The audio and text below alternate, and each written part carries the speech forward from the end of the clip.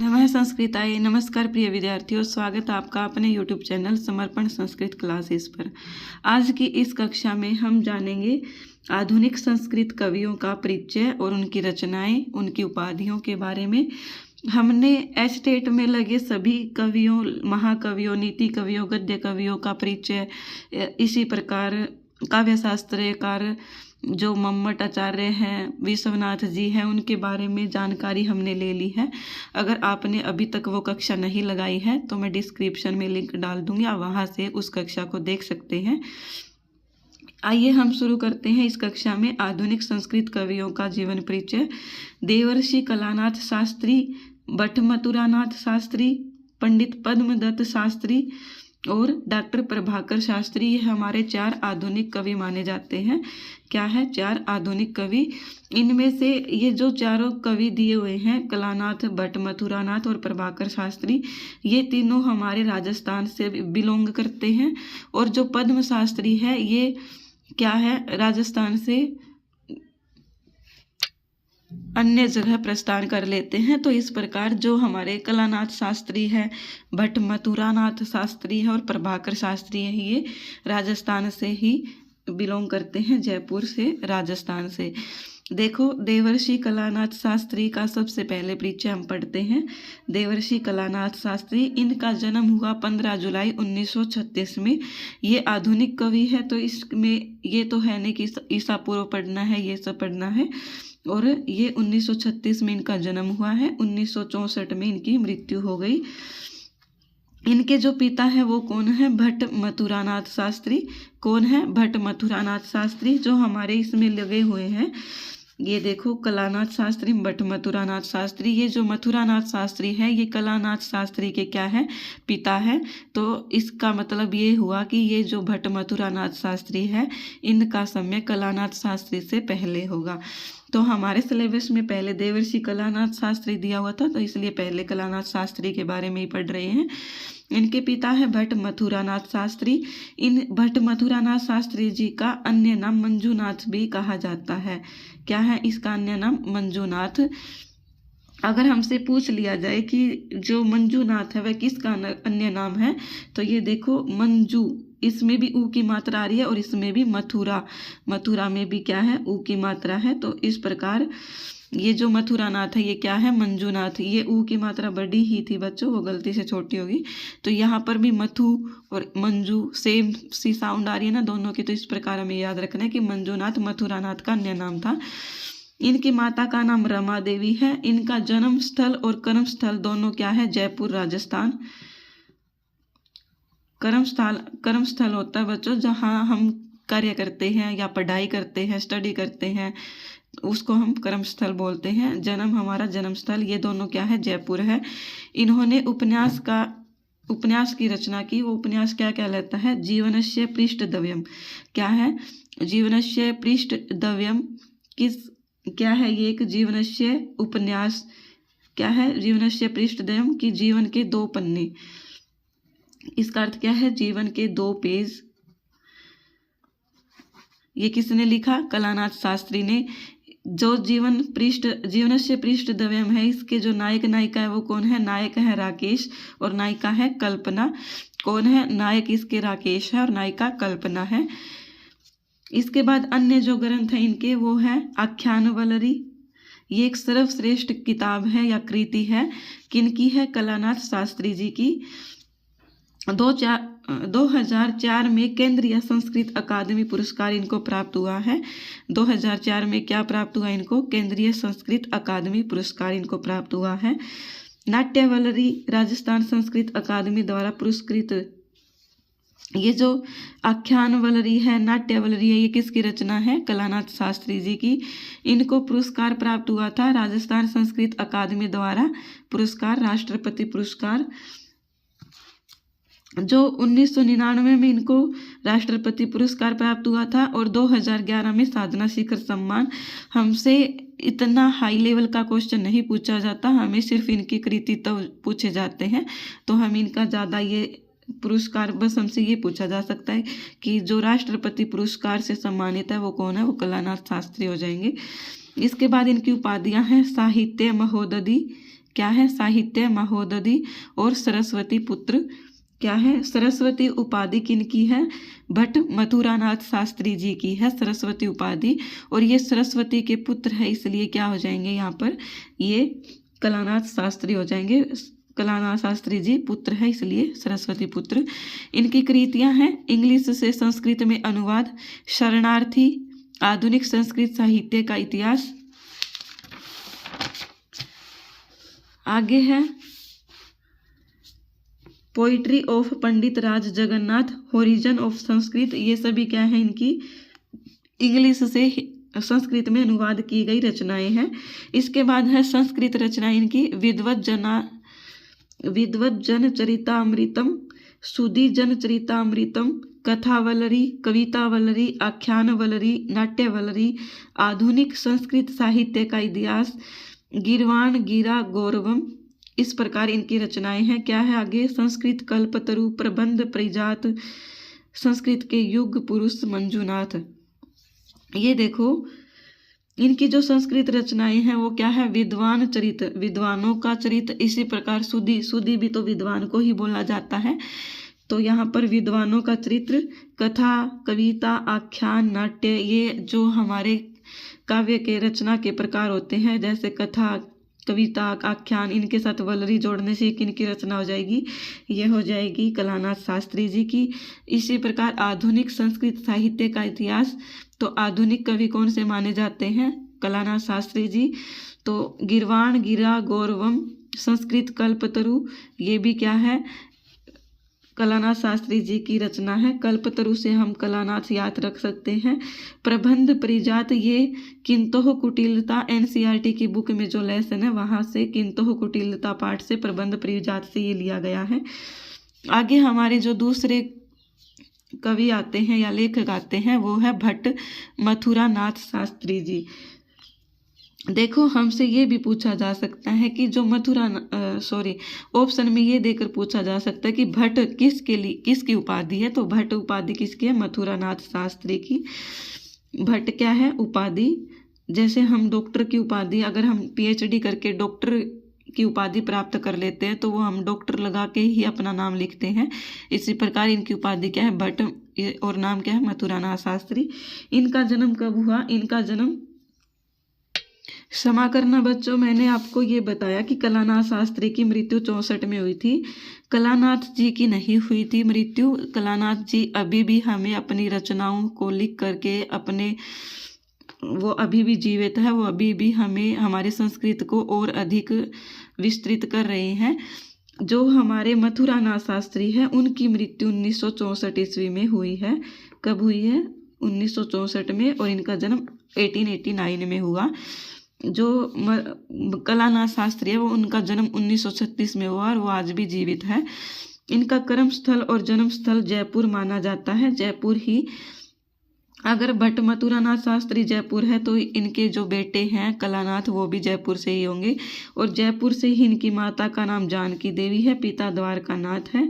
ये हमें इतना यह नहीं याद करना, इनके माता पिता, पत्नी रमा देवी। इनका जो उपनाम है वो हमने पहले जाना, ये क्या है, मंजूनाथ। इन्होंने ब्रिज भाषा में कविताएं एवं अपने द्वारा रचित छंदों का प्रयोग करते हुए ये उपाधि प्राप्त की थी। कि ये जो मंजूनाथ की उपाधि इनको कैसे मिली, क्योंकि ये ब्रज भाषा में कविताएं लिखते थे, और ब्रज भाषा में कविता लिखने के कारण ही इनको मंजूनाथ कहा जाता है। इनकी उपाधियां हैं कवि शिरोमणि, कवि सार्वभौम, साहित्य वारिधि, विद्याभूषण और आशु कवि। ये क्या है, इनकी उपाधियां हैं जो हमें इम्पोर्टेंट रूप से याद रखनी है। उपाधियां हमसे जरूर पूछी जाएगी, एक या दो कवि की तो अवश्य ही, कि ये किसकी है, कवि शिरोमणि, कवि सार्वभौम, साहित्य वारिधि, विद्याभूषण, आशु कवि। ये उपाधि हमारे भट्ट मथुरानाथ शास्त्री जी की हो जाएंगी। राज आश्रय अर्थात किसके राज आश्रय में ये रहे, ये जयपुर नरेश मान सिंह जी के। जयपुर नरेश हमें पता ही है, बस मान सिंह हमें याद रखना है, क्योंकि जयपुर में ही ये पले बढ़े हैं, इसलिए ये जयपुर के नरेश अर्थात राजा। नरेश किसको कहा जाता है, नरेश अर्थात नर प्लस ईश है, गुण संधि हो गई है इसमें। नरों का जो ईश्वर है वो क्या है, नरेश अर्थात राजा। तो कौन है, मान सिंह। इसके बाद है भट्ट युग। भट्ट युग अगर हमसे ये पूछ लिया जाए कि भट्ट युग का समय क्या है, तो भट्ट युग 1930 से 1960 का समय माना जाता है। अगर ये पूछ लिया जाए कि 1930 से 1960 का समय किस युग से जाना जाता है, भट्ट के युग से जाना जाता है। इसके बाद है राजस्थान संस्कृत संस्थान नई दिल्ली द्वारा इनके ग्रंथों को मंजूनाथ ग्रंथावली नाम से प्रकाशित किया गया। जैसे जो हमारे भास जी हुए हैं, उनके 13 नाटकों को टी गणपति शास्त्री जी ने किस में प्रकाशित किया था, भाष नाटक चक्रम में। इसी प्रकार राजस्थान संस्कृत संस्थान नई दिल्ली द्वारा इनके ग्रंथों को, अर्थात इनके जितने भी ग्रंथ हैं, उनको मंजूनाथ ग्रंथावली नाम से प्रकाशित किया है। आगे देखो, उपन्यास है आदर्श रमणी। जो उपन्यास कलानाथ शास्त्री ने लिखा था उनका नाम क्या था, जीवनस्य पृष्ठद्वयम्। और ये उपन्यास क्या है, आदर्श रमणी। 2004 से भट्ट मथुरानाथ शास्त्री सम्मान दिया जाने लगा था। अगर हमसे प्रश्न में ये पूछ लिया जाए कि भट्ट मथुरानाथ शास्त्री सम्मान किस समय से शुरुआत की गई, कब दिया जाने लगा, तो ये 2004 से 2014 मोहनलाल पांडे को यह पुरस्कार दिया गया। सबसे पहले किसको यह पुरस्कार दिया गया, मोहनलाल पांडे को यह पुरस्कार 2014 में दिया गया। यह हमसे नहीं पूछा जाएगा, एक्स्ट्रा नॉलेज के लिए है। इसके बाद पत्रिका भारती पत्रिका और रत्नाकर, जयपुर से इनकी प्रकाशित हुई ही। इसके बाद इनकी जो कृतियां हैं वो है जयपुर वैभवम, गोविंद वैभवम, साहित्य वैभवम, गाथा सप्तशती, गाथा रत्न समुच्चय, ईश्वर विलास, रस गंगाधर कादम्बरी, इन पर इन्होंने टीका लिखी थी। ईश्वर विलास महाकाव्य पर रस गंगाधर और कादम्बरी, ईश्वर विलास पर विलासिनी टीका, रस गंगाधर पर सरला टीका। देखो, ईश्वर विलास महाकाव्य से हम विलासिनी टीका निकाल सकते हैं। रस गंगाधर, जो हमारे रस होते हैं वो सरस अर्थात सरल होते हैं, तो सरला टीका रस गंगाधर पर, और कादम्बरी पर चषक टीका लिखी थी इन्होंने। और मुक्तक काव्य कौन कौन से है, मनोलहरी और समस्या संदोह है। क्या है, समस्या संदोह है, ये इनका मुक्तक काव्य है।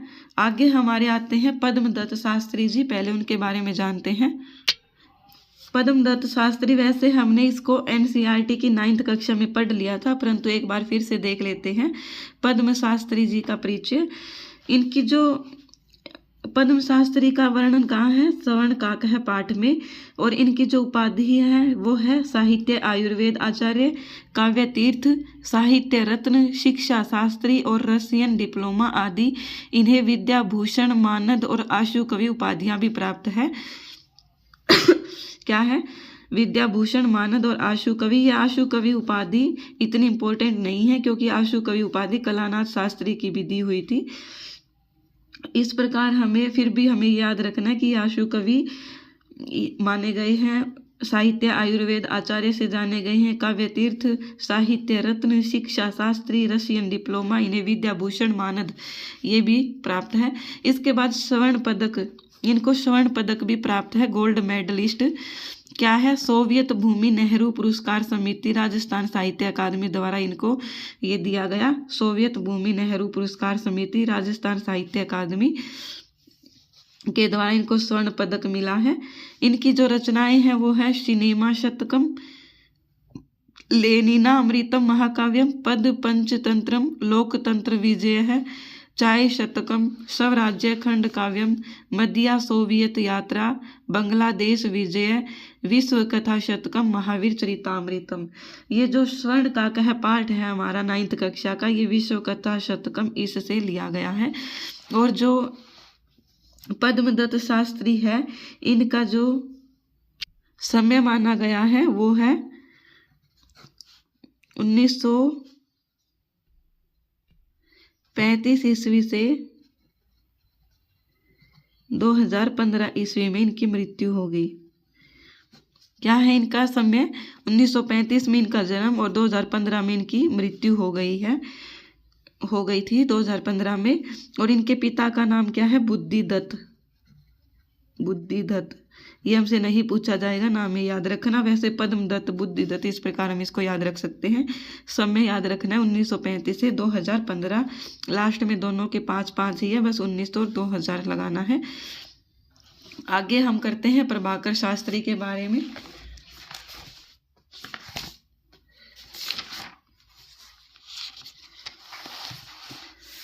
देखो प्रभाकर शास्त्री का जीवन परिचय। इनके पिता है वृद्धिचंद्र शास्त्री। जन्म स्थल और कर्म स्थल इनका जयपुर राजस्थान ही है। जन्म है इनका 1939 ईस्वी में, जो ये आज भी जीवित है वर्तमान में।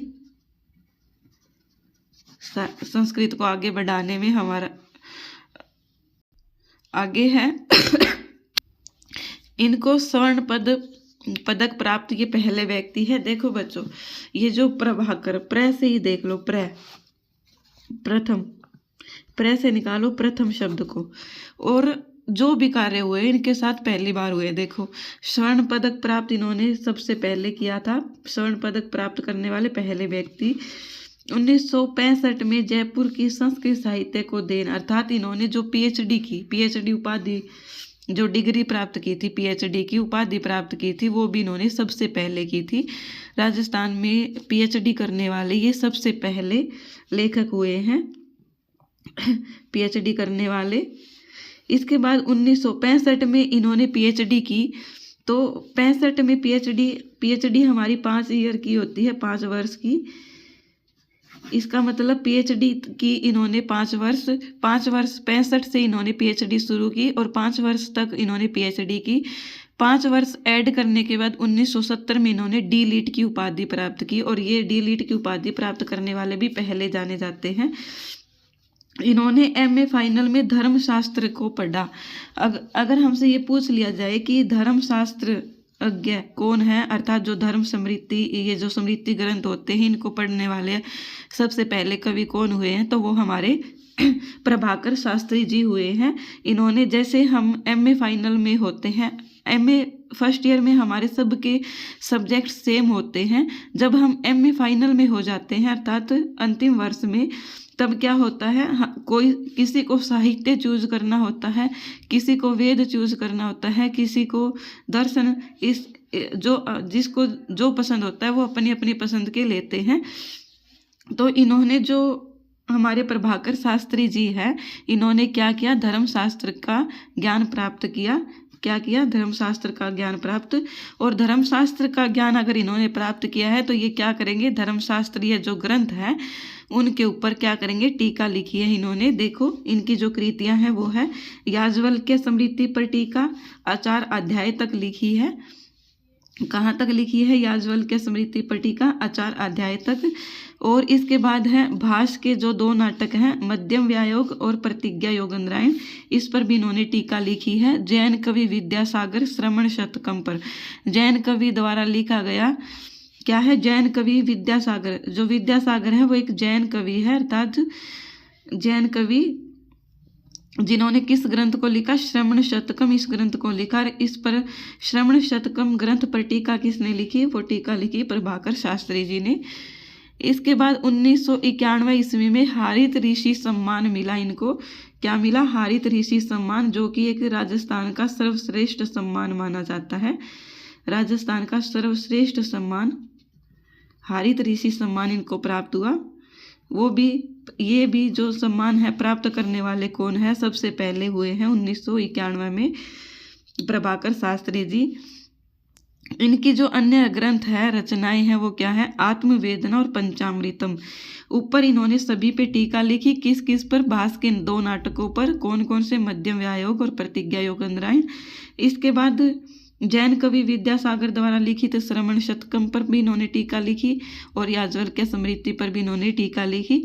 इसके बाद इनके स्वयं के जो ग्रंथ है वो है आत्मवेदना। इसमें आत्मवेदना में बताया गया है कि जो जमींदार लोग होते हैं, जो अमीर लोग होते हैं, वो क्या करते हैं, मजदूरी करने वालों पर अत्याचार करते हैं। इस पर इन्होंने आत्मवेदना अर्थात अपने मन की जो वेदना पीड़ा है उसको लिखा है। पंचामृतम अर्थात जिस प्रकार भाष्य के नाटकों के संग्रह को भाष्य नाटक चक्रम कहा जाता है, इसी प्रकार इनके जो संग्रह है इनकी रचनाओं का उसको पंचामृतम कहा जाता है। पंचामृतम जैसे पै से पंच और इसी प्रकार पै से प्रभाकर, इस प्रकार हम इसको याद रख सकते हैं।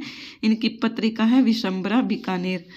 इनकी पत्रिका का नाम क्या है? विशंबरा। और जो हमारे भट्ट मथुरानाथ शास्त्री थे, इनकी पत्रिका कौन सी थी? भारती और रत्नाकर पत्रिका। भारती रत्नाकर पत्रिका किसकी थी? भट्ट मथुरानाथ शास्त्री की। और ये पत्रिका किसकी है? प्रभाकर शास्त्री की, विशंबरा, जो बीकानेर में प्रकाशित हुई थी। आई होप आपको ये कक्षा पसंद आई होगी। अगर कक्षा पसंद आई है तो इसे ज़्यादा से ज़्यादा शेयर करें और कमेंट करना ना भूलें और लाइक भी कर दिया करो भाई, बिना कहे। मैं आप सबके लिए इतनी मेहनत कर रही हूँ, आप भी कुछ कर दिया करो। 1 मिनट का समय नहीं लगता आपको। ठीक है बच्चों, धन्यवाद। बने रहो हमारे साथ इसी प्रकार।